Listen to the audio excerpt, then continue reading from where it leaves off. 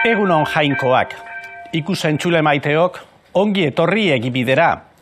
Gaurko gogoeta ez da jakintzuen gozamenerako, bihotz errukitzua landu nahi dutenentzat baino. Gaixuen eta zaintzaileen zaindari batez arituko gara. Camilo Leliz, 1550ean jaio zen. Ama Camila oso bihotz honeko andrea zen. Aita ejertzitoko kidea zen. Camilo nerabe bihurria eta gaztaroan kartetako jokozale amorratu ba, horrek arazoak ekarri zizkion. Ia 2 metrotako mutilak aitaren lanbidea aukeratzen du, baina laizter hartu zuen gaixotasun bat oinean eta bere bizitza osorako oinaze bide gerta zitzaion. 21 urtekin Erromara doa, zenda ez inen ospitalera, gaixo bezala eta beranduago morroi lanetan jarraitu zuen. 9 hilabete geroago, kalera bota zuten, beti jokoaren gora beretan nahasturik zebilerako. Napolin dena galdu zuen jokoan, dirua, espata, arkabuza eta soinean zeraman alkandora. Bere burua bakarrik eta miseria gorrien ikusirik, amaren ikasbidei esker, limosna eskatzea erabakitzen du, lapurretan ibili barik. Kaputxinuek gonbitatzen dute fraiden komentuan lan egitera. Fraide buruak bioz berritze sakonera bideratu zuen. Tamalkotan eta belaunikaturik, pekatuen barkamena eskatu, eta jainkoaren errukiaren esku utzi zuen bere burua. Camilok 25 urte zituen orduan. Kaputxinu izatea erabaki eta nobiziotan hasi, baina hankako gaixotasunak asmo hori moztu zion. Berriro, Erromako sendagaitzen erietzera itzultzen da, eta gaixoen zerbitzuan murgiltzen da, gero eta gehiago.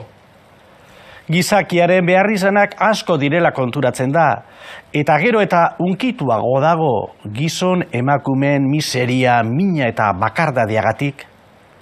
Oso fina zelako, ospitaleko langileen buru izendatzen dute.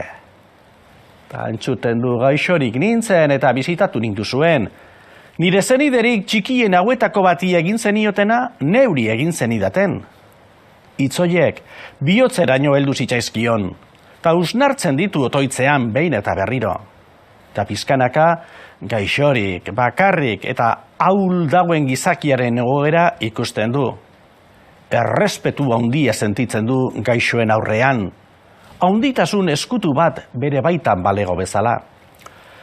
Garbi du gaixua sendatzea Kristo bera zerbitzatzea dela.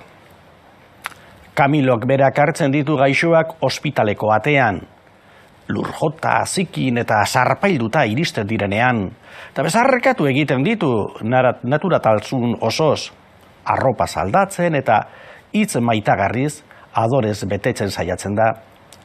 Ta berak nahiago ditu behartzuak eta abandonatuak hartatzea, inork zaindu ez nahi ez dituen horiek.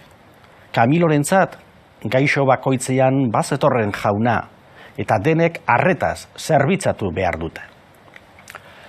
Aholkatu zioten apaiz egitea, gaixoei laguntza espiritual hobea emateko. 34 urte zituela apaiztu zen. Camilok bere laguntzaile honenekin, gaixoen zerbitzarien ordena, erlijioso Camiloak sortu zuen 1581. Ta begira esaten zuen, gaixoak jainkoaren begininia eta bihotza dira. Hitz indartsuak dira, baina Camiloren jokabidea zen erakargarriagoa. Jaunari eskertzen zion gaixosain on eta berri batzuk izatea. Honelako erizainak nahi ditu Camilok. Benetan, eskuzabalak, inolako soldataz edo interesei buruz ezer jakin ez dutenek. Baizik eta jainkoaren ganako eta behartzu hoien ganako maitasunak bakarrik gidatuta. Ama batek, bere seme gaixo bakarrekin duen maitasunaz zaindu ditzatela beti. Izurriteak, kutsatutakuek arreta berezia behartzuten. Gaixoen zerbitzarien taldeak onartu zuen erronka arriskutsu hori. Une batetan, Camiloren kiden erdia hil zen gaitz kutsakorrez. Baina Camilok eta lagunek jarraitu zuten kutsatuekin, posik jainkoagatik eta zenidengatik bizia ematen. Kamilorentzat gaixoaldia etzen hondamendi humilagarria, gertaera arrunta baizik eta ikasbide ona gaixoei hobeto laguntzeko. Erietzeetan oinarrizko gauzak falta ziren, baina zikinkeria, mina eta eriotza soberan zeuden beti. Gaur, Kamiloren erlijiosuek jarraitzen dute osasungintza gizakoia lantzen. Benetan asko dira euren lanak. Web orria eredugarria dute, ikusgarria. Gaixoen alde asko dago oraindik egiteko. Eta evangelioko hauek, bere bizia gorde nahi duenak galdu egingo du, baina bizia niregatik eta berri honagatik galtzen duenak ordea gorde egingo du, dio jaunak. Elizaren misio ekintzan, maitasunezko testigantza azpimarratzekoa da. Horrela dio kontzilioak Adgentes dokumentuko 12. atalean. Kristau maitasuna guztiengana zabaltzen da, bereizkeariarik egin gabe.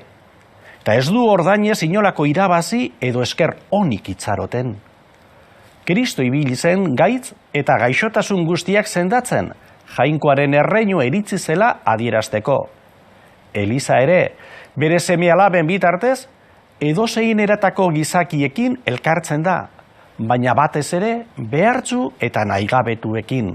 Eta parte hartzen du haien poz eta atsekabeetan.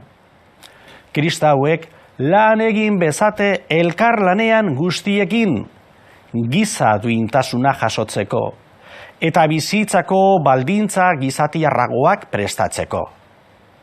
Lagunok, hurrengo igandean, elkar ikusi arte, ondo izan. Agur.